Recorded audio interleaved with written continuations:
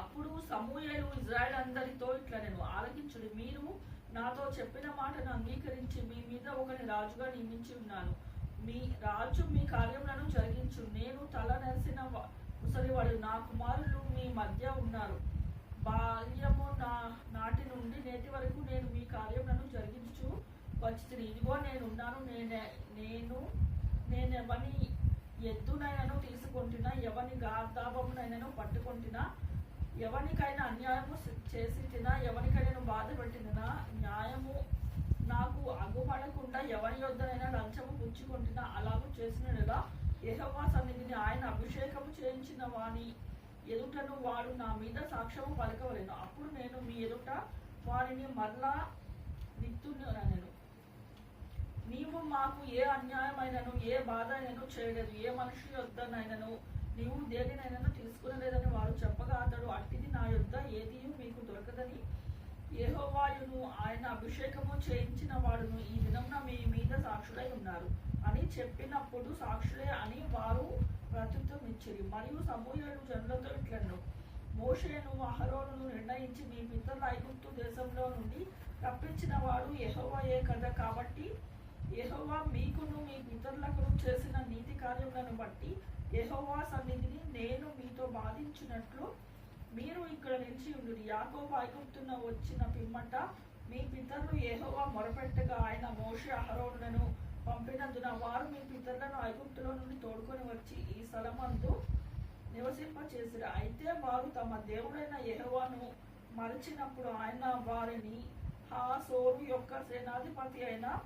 సీసేరా చేతికిని, ఫిలిష్తీయుల చేతికిని, మోయాబు రాజు చేతికిని అమ్మివేయగా వారు ఇశ్రాయేలుతో యుద్ధము చేసిరి. అంతటా వారు, మేము యెహోవాను విసర్జించి వాయుదేవతలను అష్టారోతు దేవతలను పూజించినందున పాపము చేసితిమి. మా శత్రువుల చేతిలో నుండి నీవు మమ్మను విడిపించినట్లా మేము నిన్ను సేవించుతామని యెహోవాకు మొరపెట్టగా, యెహోవా యెరుబ్బయలును బేదేదును యెఫ్తాను సమూయేలును పంపి నలుదిశల మీ శత్రువుల చేతిలో నుండి మిమ్మను విడిపించినందున మీరు నిర్భయముగా కాపురమును చేయుచున్నారు. అయితే అమ్మోనీల రాజైన నాహాషు మీ మీదకి వచ్చుట మీరు చూడగానే మీ దేవుడైన యెహోవా మీకు రాజైనను ఆయన కాదు, ఒక రాజు మిమ్మల్ని ఏలాలని మీరు నాతో చెప్పిద్దురు. కాబట్టి మీరు కోరి ఏర్పరచుకున్న రాజు ఇతడే. యెహోవా అతడిని మీ మీద రాజుగా నిర్ణయించి ఉన్నారు. మీరు యెహోవాను భయభక్తులు కలిగి ఆయన మాటలను విని ఆయనను సేవించి ఆయన ఆజ్ఞను భంగము చేయక మీరును మిమ్మల్ని ఏడు రాజును మీ దేవుడైన యెహోవా అనుసరించినట్లా మీకు క్షేమము కలుగును. అయితే యెహోవా మాట వెనక ఆయన ఆజ్ఞలను భంగము చేసినట్లా యెహోవా హస్తము మీ పితరులకు విరోధముగా ఉండినట్లు మీకును విరోధముగా ఉండును. మీరు నిలిచి చూచుండగా యెహోవా జరిగించి ఈ గొప్ప కార్యము కనిపెట్టుడి. గోధుమ కోత కాలము ఇదే కదా. మీరు రాజును నిర్ణయింపమని అడిగినందు చేత యెహోవా దృష్టికి మీరు చేసిన కీడు గొప్పదని మీరు గ్రహించి తెలుసుకొనుటక యెహోవా ఉరుములను వర్షములను పంపునట్లుగా నేను ఆయనను వేడుకొనుచున్నాను.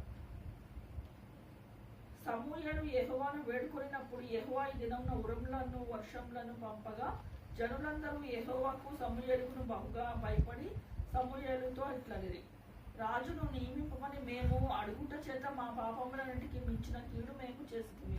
కాబట్టి మేము మరణము కాకుండా నీ దాసులమైన మా కొరకు నీ దేవుడైన యెహోవాను ప్రార్థించుము. అంతటా సమూయేలు జనులతో ఇట్లనెను, భయపడకుడి, మీరు ఈ కీడు చేసిన మాట నిజమే. ఆయనను యెహోవాను విసర్జించకుండా ఆయనను అనుసరించుచు పూర్ణ హృదయంతో ఆయనను సేవించుడు. ఆయనను విసర్జించకుడి.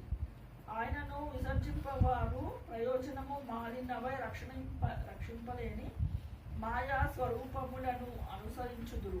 నిజముగా అవి మాయయే. యెహోవా మిమ్మును తనకు జనముగా చేసుకొనుటకు ఇష్టము కలిగి ఉన్నాడు. తన ఘనమైన నామము నిమిత్తము తన జనులను ఆయనను విడనాడడు. నా మట్టుకు నేను మీ నిమిత్తము ప్రార్థన చేయటం మానుట వలన యెహోవాకు విరోధముగా పాపము చేసిన వాడును అగును. అది నాకు దూరమగును గాక. కానీ శ్రేష్టమైన చక్కని మార్గమును మీకు బోధింతును. ఆయన మీ కొరకు ఎన్ని గొప్ప కార్యములను చేసినో అది మీరు తలంచుకొని మీరు యెహోవా యందు భయభక్తులు కలిగి నిష్కపటులై పూర్ణ హృదయంతో ఆయనను సేవించుట ఆవశ్యకము. మీరు కేడు చేయువారే తప్పకుండా మీరును మీ రాజును నాశనమగుదురు.